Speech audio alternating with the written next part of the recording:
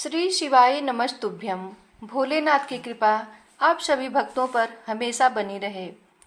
आइए सुनते हैं आगे की कथा। अध्याय 15। ऋषियों ने कहा, प्रभु, अग्नि यज्ञ, देव यज्ञ, ब्रह्म यज्ञ, गुरु पूजा तथा ब्रह्म तृप्ति का हमारे समक्ष क्रमशः वर्णन कीजिए। सूत जी बोले, महर्षियों, गृहस्थ पुरुष अग्नि में सायंकाल और प्रातःकाल जो चावल आदि द्रव्य की आहुति देता है उसी को अग्नि यज्ञ कहते हैं। जो ब्रह्मचर्य आश्रम में स्थित है उन ब्रह्मचारियों के लिए समिधा का आधान ही अग्नि यज्ञ है।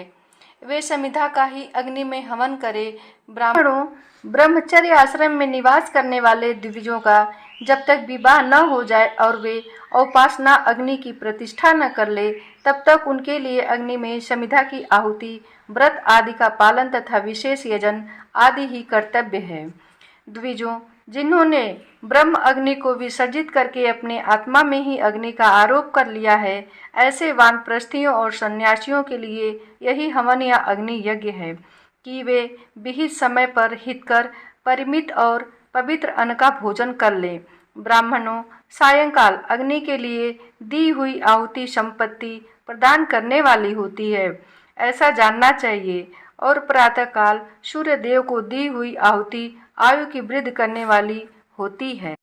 यह बात अच्छी तरह समझ लेनी चाहिए। दिन में अग्निदेव सूर्य में ही प्रविष्ट हो जाते हैं, अतः प्रातःकाल सूर्य को दी हुई आहुति भी अग्नि यज्ञ के ही अंतर्गत है। इस प्रकार यह अग्नि यज्ञ का वर्णन किया गया है।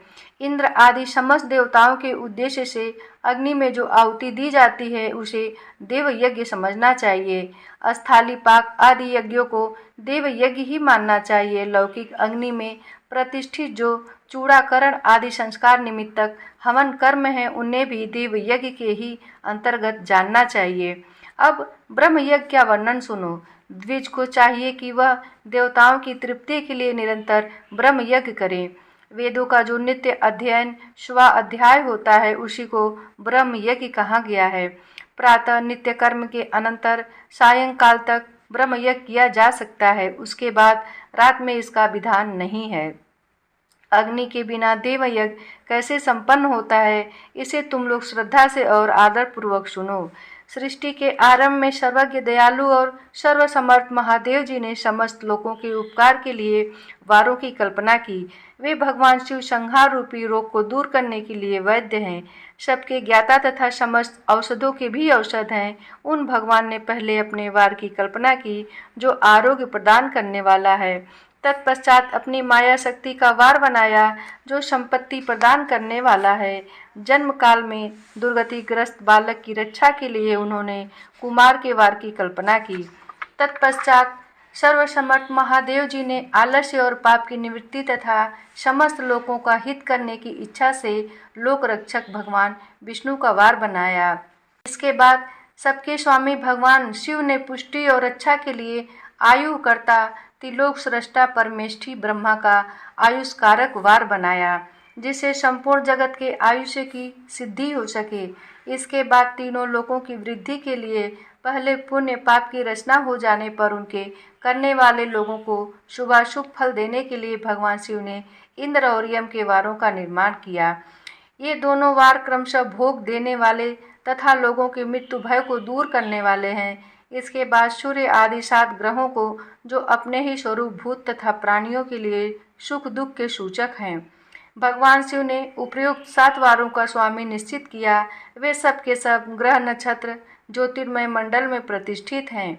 शिव के वार या दिन के स्वामी सूर्य हैं, शक्ति संबंधी वार के स्वामी सोम हैं, कुमार संबंधी दिन के अधिपति मंगल हैं, विष्णु वार के स्वामी बुध हैं, ब्रह्मा जी के वार के अधिपति बृहस्पति हैं, इंद्र वार के स्वामी शुक्र और यम वार के स्वामी शनैश्चर हैं।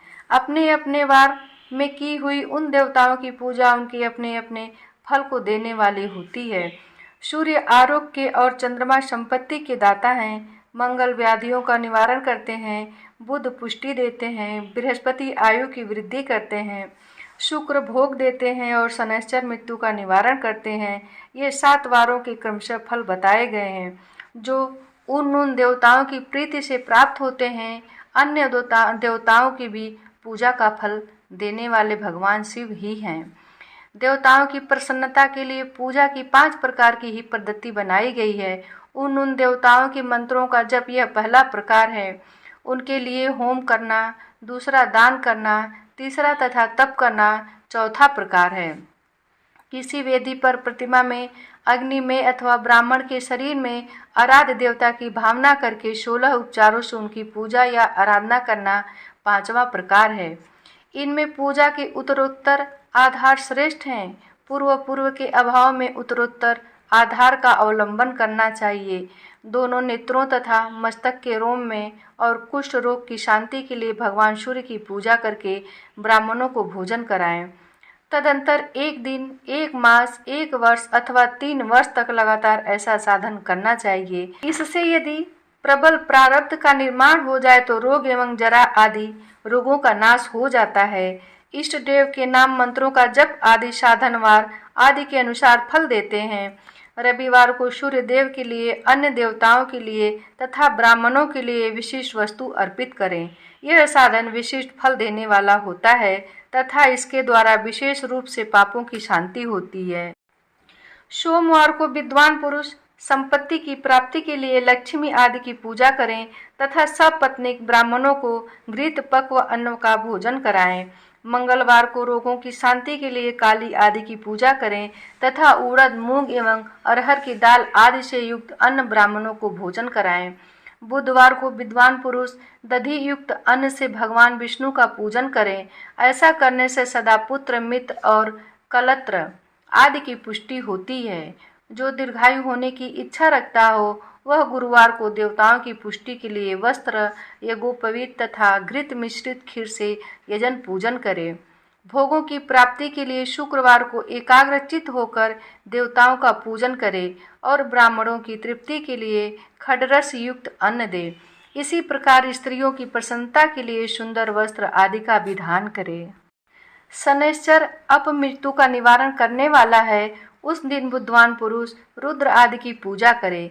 तिल के होम से, दान से देवताओं को संतुष्ट करके ब्राह्मणों को तिल मिश्रित अन्न भोजन कराए। जो इस तरह देवताओं की पूजा करेगा वह आरोग्य आदि फल का भागी होगा।